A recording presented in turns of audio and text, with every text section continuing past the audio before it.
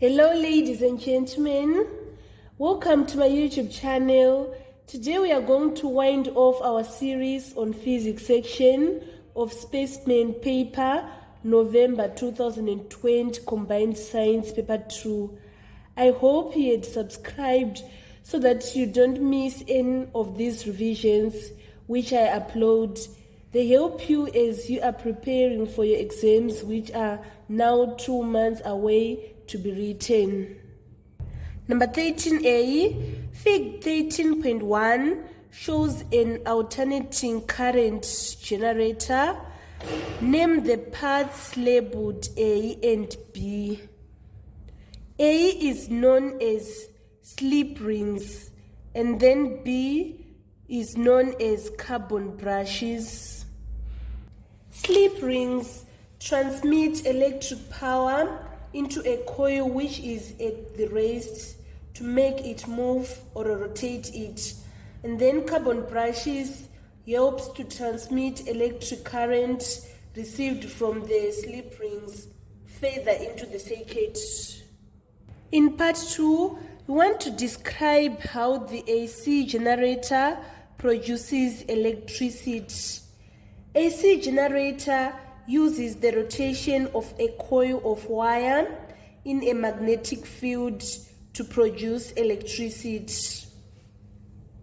The coil is located between these magnetic poles.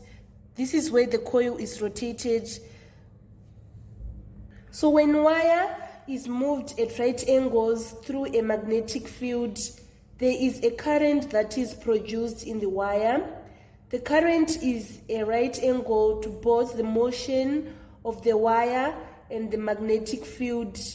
And using flaming right-hand rule, you can determine the direction of the current. When a coil of wire rotates, one side will have an upward motion and the other will have a downward motion.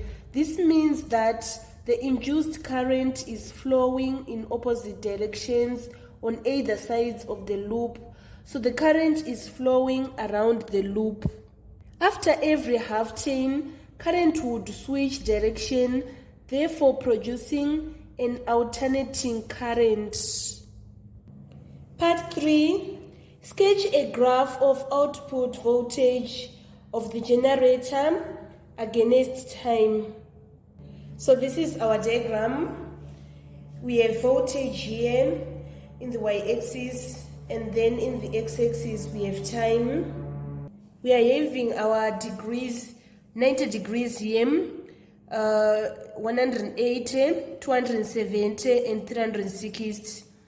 At 90 degrees we are having these peaks, and also at 270 degrees we are having these peaks, and then at 180 degrees rotation and 360 rotation we are having our zeros. So as one side of the coil cuts down through the field, the output from that side will be positive, and as it goes up it will be negative. An AC output is produced. The maximum output voltage will be when the coil is parallel to the field. This happens because the coil is cutting the field lines at the greatest rate at this point. Part B. Explain the effect of using stronger magnets on the magnitude of the output voltage. So when a stronger magnet is used, the magnitude of the induced current is increased. You could increase the output voltage of a generator by rotating it faster, or increasing the number of turns in the coil, or using stronger magnets. So the effect is the magnitude of the induced current is going to be increased. This was the complete solution for number 13. We're supposed to label part A and B. So the A were the slip rings, and then the B was carbon brushes. And then on part 2, we're supposed to describe the AC generator, how the AC generator produces electricity. So AC generator uses the rotation of a coil of wire in a magnetic field to produce electricity. When wire is moved at right angles through a magnetic field, there is a current that is produced in the wire. The current is right angles to both the motion of the wire and the magnetic field. When a coil of wire rotates, one side will have upwards motion and the other will have downwards motion. This means that the induced current is flowing in opposite directions on either sides of the loop. So the current is flowing around the loop. After every half turn, current would switch direction, therefore producing an alternating current. On part 3, we're supposed to sketch a graph output of voltage of the generator against time. So voltage is going to be in the y-axis and then time is in the x-axis. We are going to have these peaks at the top and at the bottom, and also we have these zeros when the rotation is at 180 degrees and 360 degrees. So as one side of the coil cuts down through the field, the output from that side will be positive, and as it goes up it will be negative. An alternating current output is produced. The maximum output voltage will be when the coil is parallel to the field. This happens because the coil is cutting the field lines at the greatest rate at this point. And then lastly, on number 13, we're supposed to explain the effect of using stronger magnets on the magnitude of the output voltage. So when stronger magnet is used, the magnitude of the induced current is going to be increased. So we increase output voltage of a generator by using stronger magnets. This was all about number 13. We now need to move on to the next question, which is number 14. Number 14a, a gear system has 10 teeth in the driving gear and 30 teeth in the driven gear. Calculate the velocity ratio of the gear system. So gears are machine elements that transmit motion by means of successively engaging teeth. Gear teeth act like small levers. So to calculate the velocity ratio, we are going to say the number of teeth on the driven gear divided by the number of teeth on driving gear. So we are having 30 teeth in the driven gear. So we write 30, and the number of teeth in the driving gear, we are having 10. So we are going to say 30 divided by 10, which is equals to 3. Therefore, our velocity ratio is equals to 3. Part 2, determine the efficiency of the system if its mechanical advantage is 2. So this question was examined in June 2023, Combined Science Paper 2, number 6A, Part 3. There was a compound pulley with just 2 wheels. We calculated efficiency and obtained 100%. This was because mechanical advantage was 2. So whenever mechanical advantage is 2, the efficiency is always 100%. Part 3, give N2 reasons why the efficiency of a machine is always less than 100%.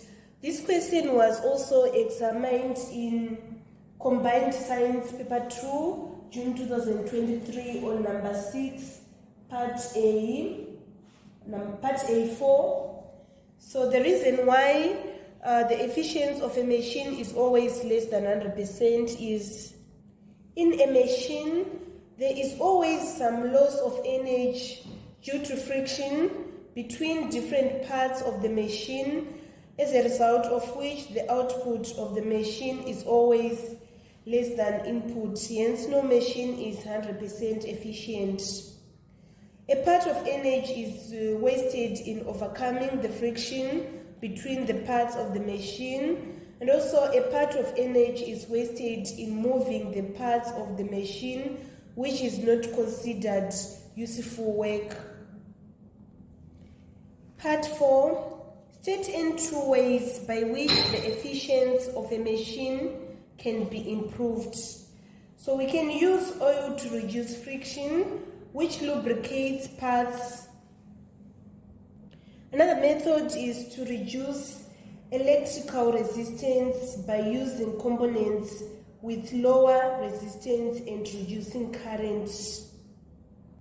Another method is reducing noise on moving parts of machine by tightening loose parts or reduce vibration. Another method is maintaining machine time to time, and also another method is reducing air resistance by streamlining the shapes of moving objects. Part B. State in 2 types of machines apart from the gears. So we have types of machines. We have lever, inclined plane, screw, axle, pulleys, and wedges. This was the complete solution for number 14. On number 14A, the question was reading, a gear system has 10 teeth in the driving gear and 30 teeth in the driven gear. Calculate the velocity ratio of the gear system. So to calculate the velocity ratio, we say the number of teeth on driven gear divided by the number of teeth on driving gear. So we are going to obtain 3 when we say 30 divided by 10. And then on part 2, we're supposed to determine the efficiency of the system if its mechanical advantage is 2. So whenever mechanical advantage is 2, the efficiency is always 100%. And then on part 3, we're supposed to give in 2 reasons why the efficiency of a machine is always less than 100%.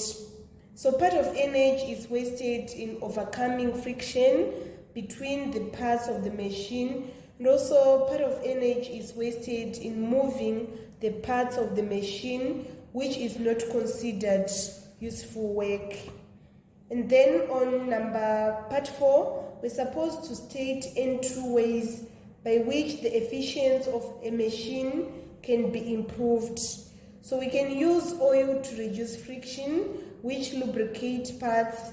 We can reduce electrical resistance by using components with lower resistance and reducing current, reducing noise on moving parts of machine by tightening loose parts or reduce vibration.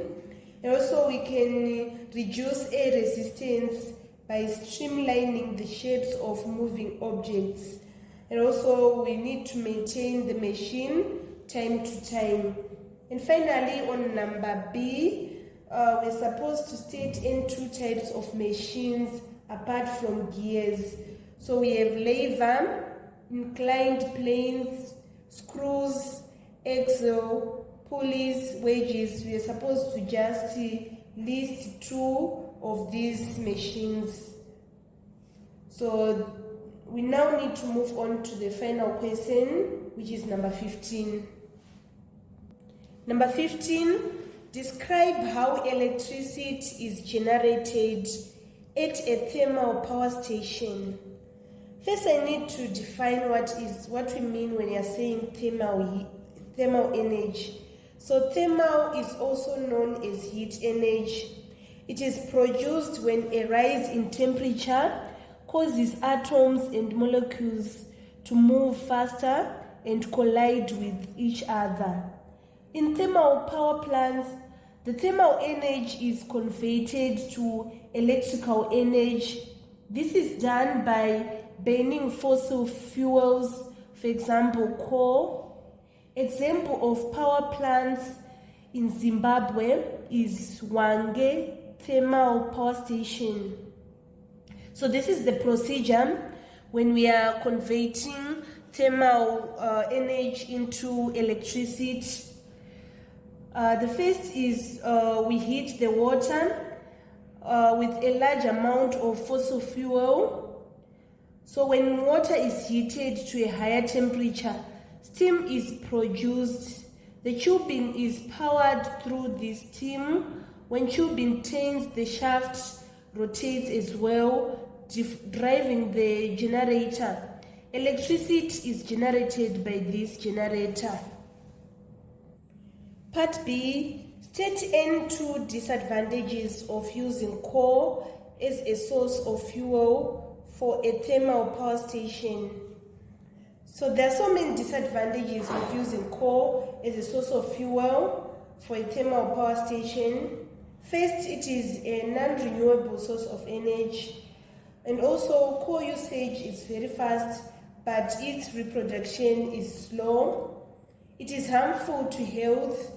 Air pollution from coal-fired power plants is linked with asthma, cancer, and neurological problems. It is harmful to natural habitats and environment. It creates a high level of radiation, and also the maintenance and operation costs are high. Part C, give the main difference between a thermal power station and a hydroelectric power station. So the main difference between thermal power plant and hydroelectric power station is that the thermal power plant uses heat of burning of coal into electricity, while this hydroelectric power plant converts potential energy of stored water into electricity. Part D, state the type of energy possessed by water which is in a dam. Water stored in a dam possesses potential energy, and once the water starts falling, it gains kinetic energy. And then on Part E, you're supposed to state the standard international SI unit of energy. So the SI unit of energy is joules. So this was the complete solution for number 15. On 15 part A, we're supposed to describe how electricity is generated at a thermal power station. Here in Zimbabwe, we have our thermal power station at Hwange. So in thermal power plants, thermal energy, also known as heat energy, is converted to electrical energy. A large amount of fossil fuel, for example coal, is burned to heat the water. When water is heated to a higher temperature, steam is produced. The turbine is powered through the steam. When turbine turns, the shaft rotates as well, driving the generator. Electricity is generated by this generator. And then on part B, we're supposed to state N2 disadvantages of using coal as source of fuel for a thermal power station. So the disadvantage is coal is non-renewable source of energy. It is harmful to health. Air pollution from coal-fired power plants is linked with asthma, cancer, and neurological problems. It creates high level of radiation.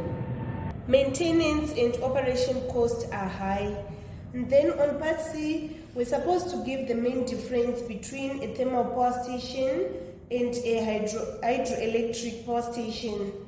So in thermal power plant, it uses heat of burning of coal, converting it into electricity, while its hydroelectric power plant converts the potential energy of stored water at a height into electricity. And then on part G, we're supposed to state the type of energy possessed by water which is in a dam. It is known as potential energy. And then finally, we're supposed to state the SI unit of energy. The SI unit of energy is joules. So this marks the end of our revision on specimen paper, November 2020. Thank you so much, guys, for following me on this channel. Please don't forget to subscribe, like, and share my videos. I love you all. This is Eve signing out.